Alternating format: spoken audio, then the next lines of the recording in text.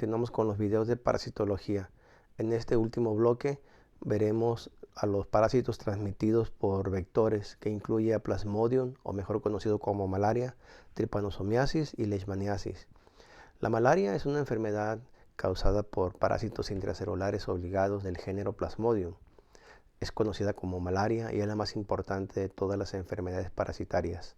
Se caracteriza por una serie de episodios febriles o cíclicos que fueron reconocidos desde la antigua China como un método de diagnóstico para la enfermedad.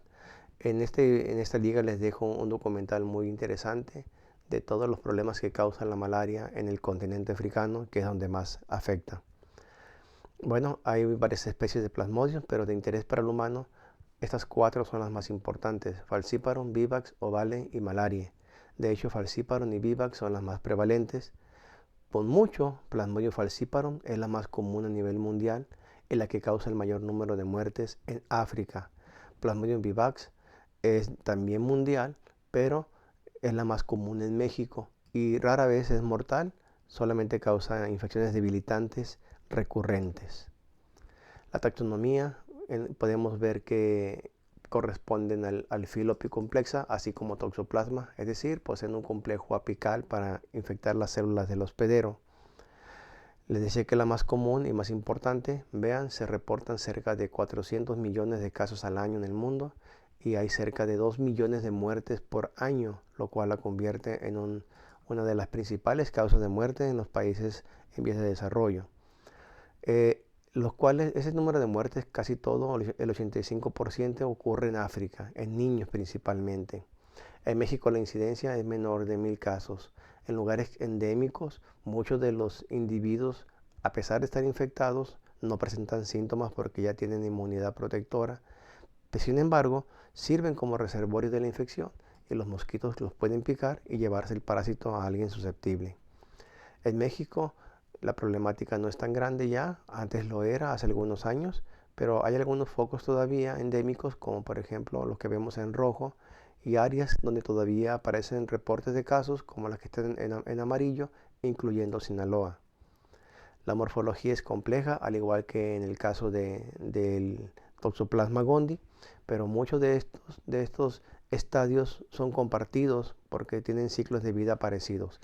Por ejemplo, en Toxoplasma gondii vimos los esporozoitos, los esquizontes, los merozoitos, los cuales ocurren en el intestino del gato, de los felinos, que son el hospedero definitivo. También vimos gametocitos, gametos y el oquiste, que son también que se encuentran también en el intestino del gato, y que finalmente el oquiste va al medio ambiente en donde realiza esporogonia para generar los esporozoitos. También lo vimos esto en Toxoplasma. Bueno, aquí solamente hay algunas diferencias, como por ejemplo los trofozoitos, que no aparecieron por allá en Toxoplasma, y veremos en este caso cada una de las localizaciones. Para el caso del humano, que es el hospedero intermediario, y el mosquito, que es el definitivo.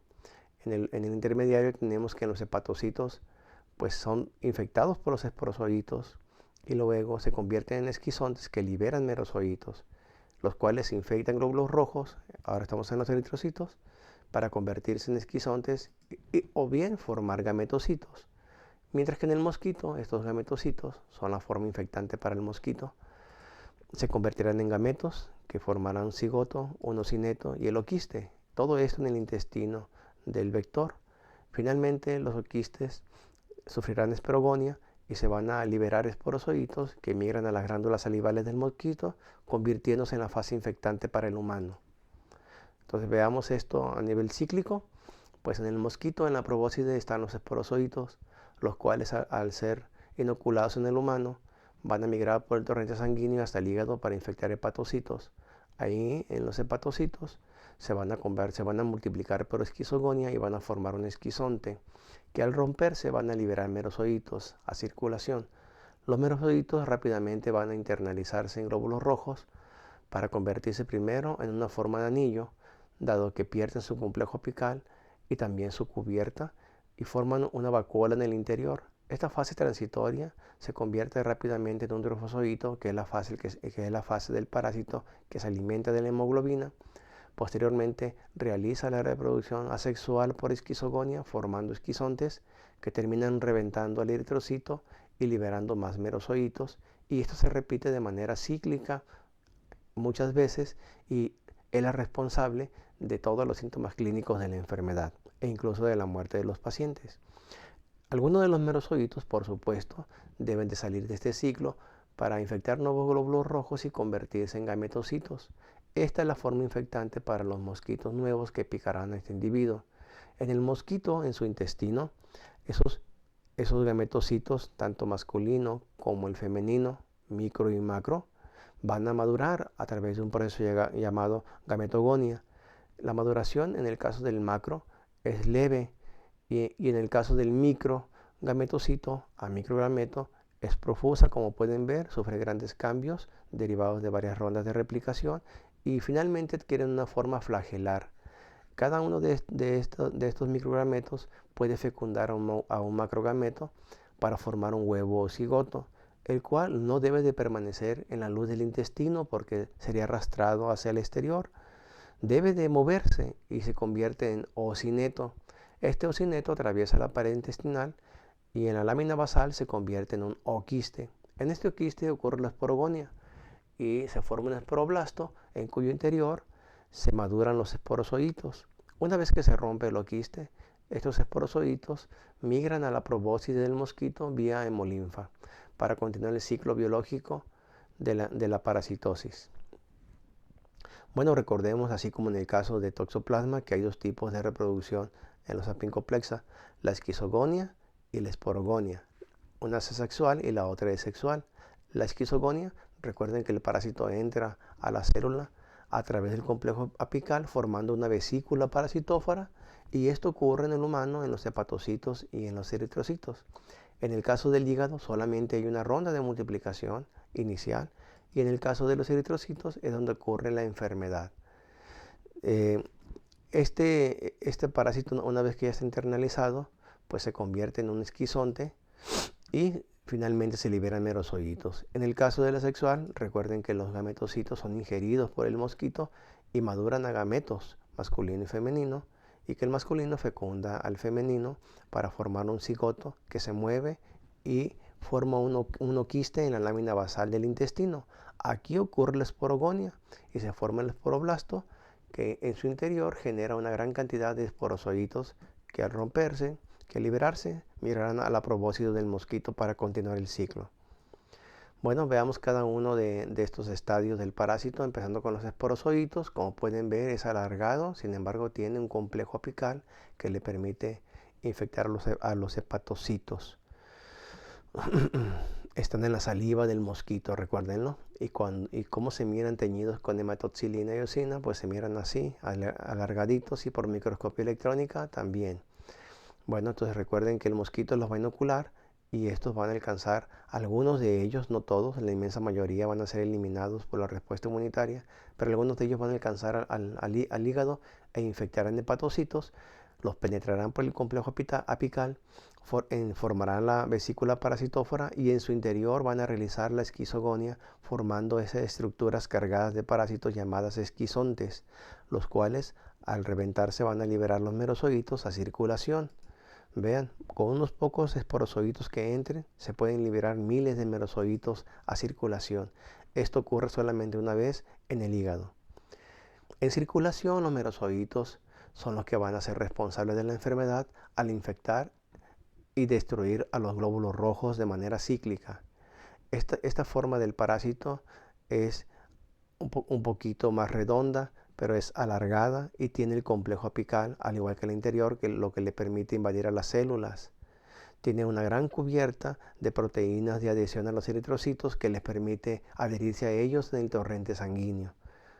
El complejo apical está formado por los órganos secretores como micronemas, rópteras y granulos densos que permiten formar la vesícula parasitófora al momento de internalizarse a las células del hospedero.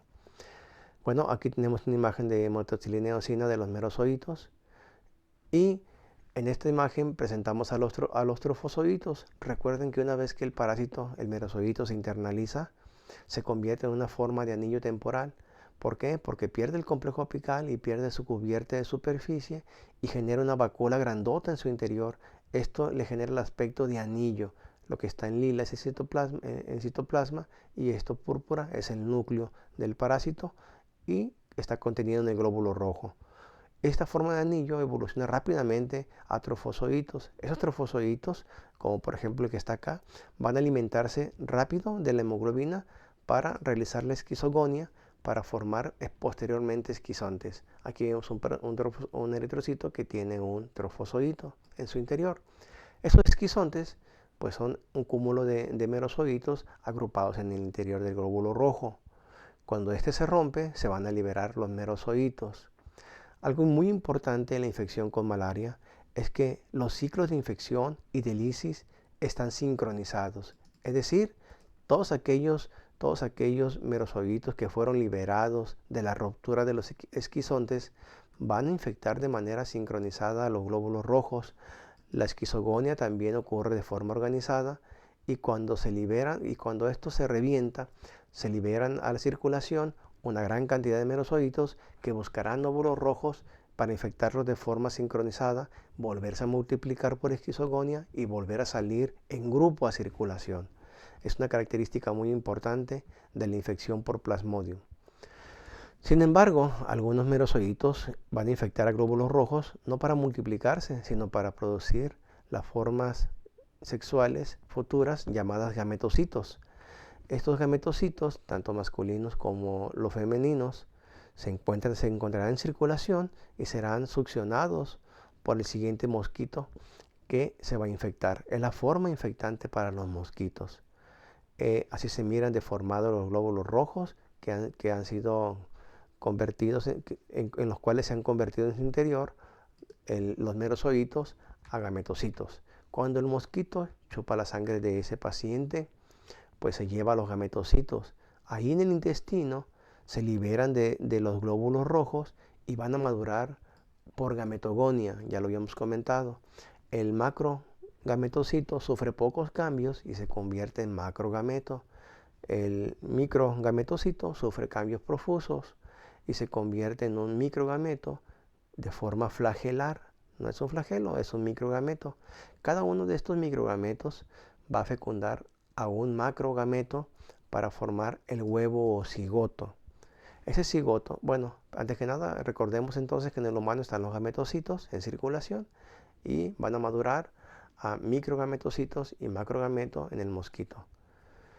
Ese cigoto se encuentra en la luz intestinal y no debe de permanecer ahí porque saldría al exterior, por lo cual madura a ocineto, el cual atraviesa la pared del intestino y en la lámina basal del intestino produce los oquistes. En estos oquistes se da la esporogonia, se forma el esporoblasto y en su interior se forman los esporozoitos, los cuales al madurar van a reventar el oquiste para ser liberados hacia la hemolinfa, migran a la probóscide del mosquito y se convierten en la forma infectiva para el humano, continuando el ciclo biológico.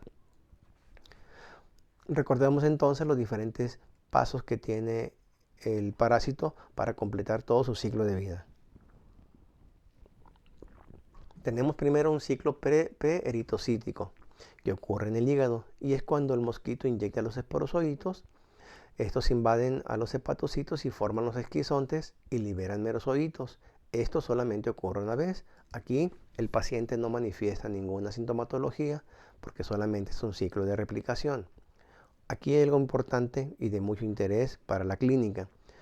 Hay un ciclo llamado paraeritrocítico que también es en el hígado. Comentamos que estos merozoitos se van a circulación e infectar glóbulos rojos. Sin embargo, unos poquitos, muy pero muy pocos de ellos, en el caso de las especies de Vivax y de Ovale, deciden infectar nuevos hepatocitos, pero no para multiplicarse por esquizogonia, sino para convertirse en formas latentes llamadas sinopsoitos. De tal manera que cuando un paciente enfermo eventualmente se recupera, al año, por ejemplo, puede recaer. Es decir, vuelve a enfermarse sin haber sido picado por un nuevo mosquito.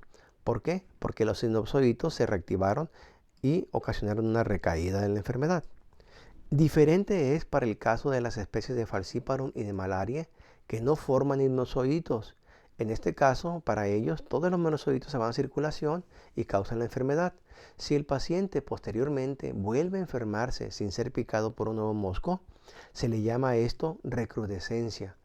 ¿Por qué? Porque esto es el resultado de dejar algunos parásitos en circulación derivado de una falla en el tratamiento o de la sobrevida de algunos de ellos en muy bajos niveles, y con el tiempo se pueden reactivar la enfermedad, distinto a la recaída que es ocasionada por la activación de los hipnozoitos de Vivax y Ovale. El siguiente ciclo es en circulación, se llama eritrocítico. Ahí los merozoitos invaden a los glóbulos rojos para multiplicarse por esquizogonia. Primero forman la fase de anillo, luego hay trofosoditos que se alimentan de hemoglobina y realizan la esquizogonia, y esto lleva a la liberación de más merozoitos que vuelven a repetir el ciclo eritrocítico causando la enfermedad. Sin embargo, algunos merozoitos posteriormente invadirán glóbulos rojos para convertirse en gametocitos, que son la fase infectante para el mosquito. En el mosquito ocurre el ciclo sexual o esporogónico. Recuerden que estos gametocitos van a madurar a macro y microgametos, se va a hacer la fecundación y se formará el huevo o cigoto, el cual migra, y por eso se llama cineto, a través del intestino para formar en la lámina basal de este un oquiste, en donde va a realizarse la esporogonia para formar esporozoitos, primero un esporoblasto y luego esporozoitos. Aquí hay un error, aquí es esporogonia. Esporogonia.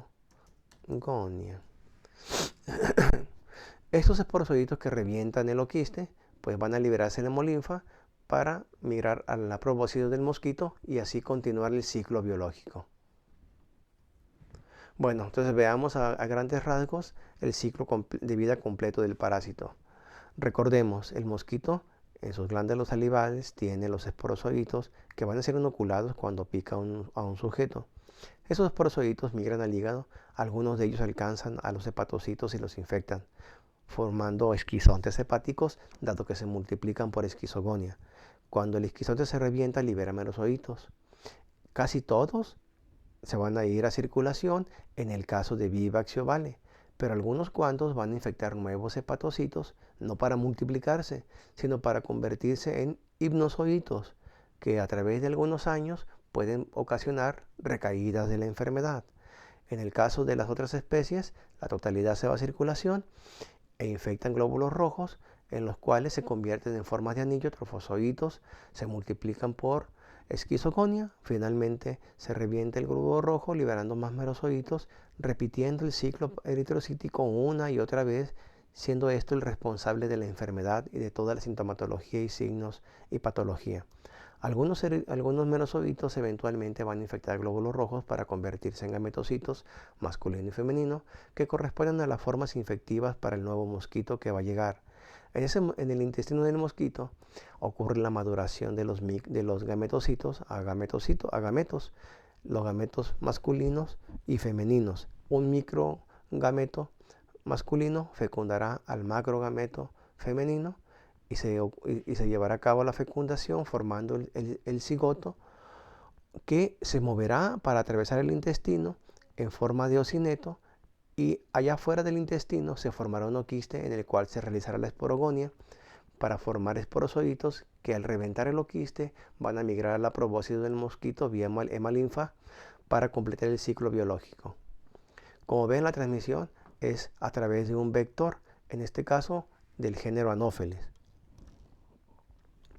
La mosquita se alimenta de sangre para tener las proteínas suficientes e ir a poner sus larvas en charcos de agua y depósitos de agua.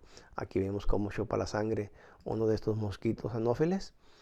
Y la patogenia y la patología, por supuesto, dependen enteramente de la multiplicación y destrucción de la multiplicación de los merozoitos en los glóbulos rojos y su destrucción.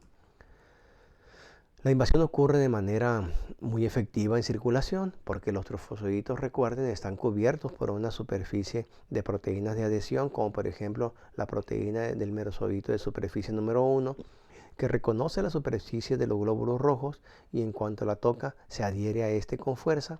El parásito se reorganiza para colocarse de forma frontal con el complejo apical e inducir la formación de la vesícula parasitófora, en donde va a ocurrir la esquizogonia, la formación de nuevos merozoitos y su liberación.